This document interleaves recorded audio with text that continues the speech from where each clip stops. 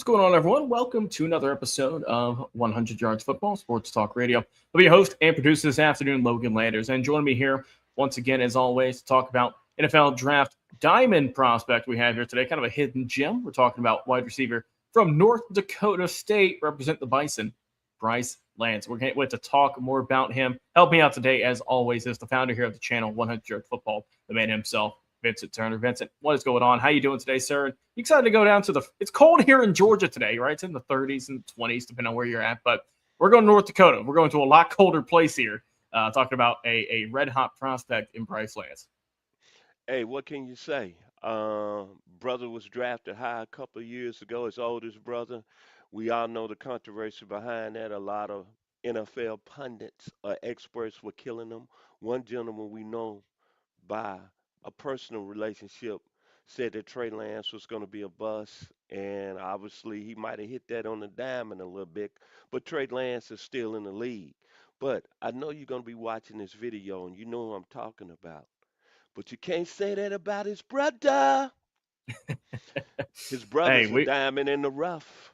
you ain't kidding. We're going to talk about Bryce here today. Bryce Lance, wide receiver, North Dakota State. Before we talk more about him, though, you see some great photos here on the screen. If you enjoy it, please like, comment, share, and subscribe. Facebook, YouTube, main two video platforms. But you can also listen to us for audio on Spotify or Apple Podcast or anywhere you enjoy listening to podcasts. You can find us there. That's thanks to the folks over the Believe Podcast Network for helping us out and for hooking us up with that way to distribute our great content we do here each and every single week. All right, Vince. Bryce Lance, we hyped him up. Let's talk about the young man. What do you like about him? Represent the Bison out there in DSU. I know he hasn't played, I want to say, a Power Four program, some of the Indianas and the Oregons and the Ohio States. And of course, I'm not going to get crazy today on the show and say he's another Jeremiah Smith. By no means are Carnell Tate. But I'm going to tell you, he did some special things at the D2 level for North Dakota State. Career 2,139 yards receiving, 25 touchdowns, 127 receptions. Last year in 2024 D2 National Championship game, he had nine receptions in that game, 175 yards. But in four playoff games, he had 25 receptions, 375 yards, and seven touchdowns as North Dakota State won the national championship in his junior year. But when you're looking at the young man, he's 6'3", 210 pounds. He's got a similar physical presence as Terrell Owens, and we know how great Terrell Owens was. He ended up becoming a Hall of Famer. Then he got a little bit of Christian Watson, who's now playing for the Green Bay Packers, another North Dakota State product. But what I like about him, 4'5", 365 bench press, vertical leap, 35 inches, elite red zone receiver. Scored a lot of his touchdowns in the red zone. Very physical as a receiver in the slot. Yards after catch, one of the best coming in the draft. And when it's all said and done, he's an athlete. And I'm going to say after all the combine work, all the individual testing and pro days, I wouldn't be surprised this gentleman be, I want to say, a second round pick. And who knows, he might be a borderline first round pick. He's got everything you want, Logan, in a professional wide receiver. And I don't want to hear about the competition he played against. This gentleman right here is a diamond in the rough football player. And he's a physical football player when we know is that no matter what, he's going to do everything that needs to be to get on the field. Blocking, running the right routes, and being a tremendous teammate. And I'm going to go back to what I impressed the most about him, his production. That's what I love when I see these prospects. What was your production, especially at the wide receiver position in college? 2,139 yards, 25 touchdowns, 127 receptions. You cannot change that. And he's Trey Lance's baby brother. So I'm going to look in the screen again. You know who I'm talking to. You can't go after Trey Lance no more, brother. Why you try to go after his brother? But you can't do that. Back to you, Mr. Landers. Yes, sir, Mr. Turner. And like you said, numbers you could look at them. You can gawk at them all day. I mean, like I said, you can always say, "Oh, well, look who he played against." I don't care. Okay, yeah, look who he played against. Look at the numbers he put up. If you average 21 yards a catch in your senior season after sitting the first 2 years as a redshirt, hey, I mean, this guy is special. Look, Vince, we all there's always that one guy, right? Feels like out of NDSU every year. There's always that one hot prospect, and we're talking about it here on the show today.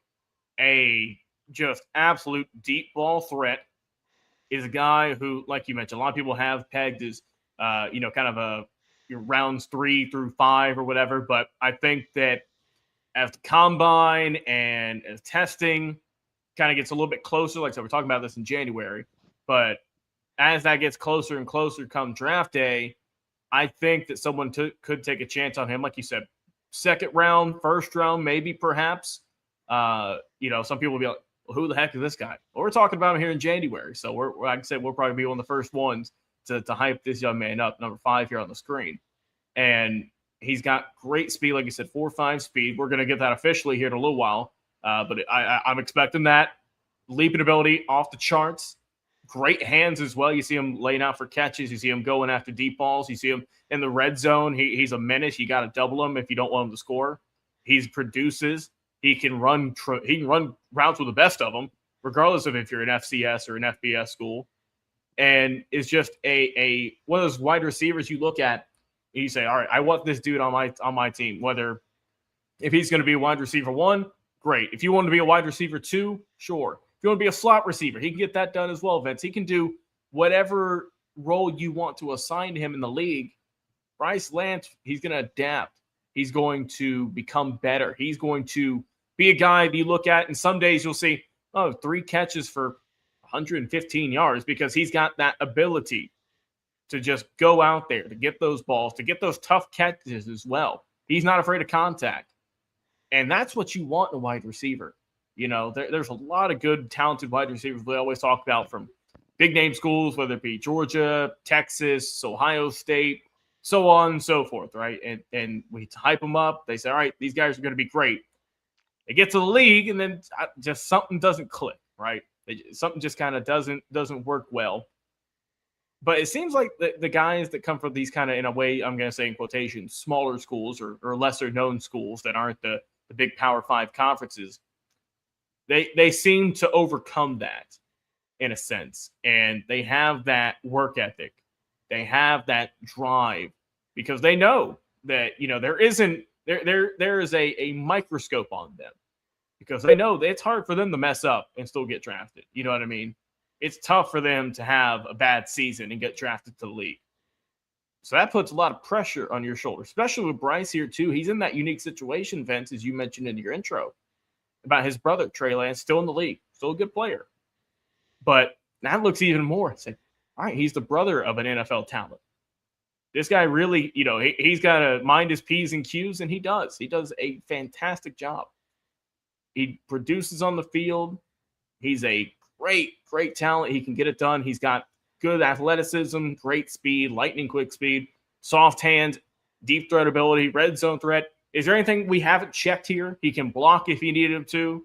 I mean, he checks everything I look for, Vince. If I'm looking for a team like the Atlanta Falcons, who were a little bit weak in that depth chart for wide receivers, I think he'd look good there. He ain't get number 5. That's Drake London, but he looked good paired up next to him, though.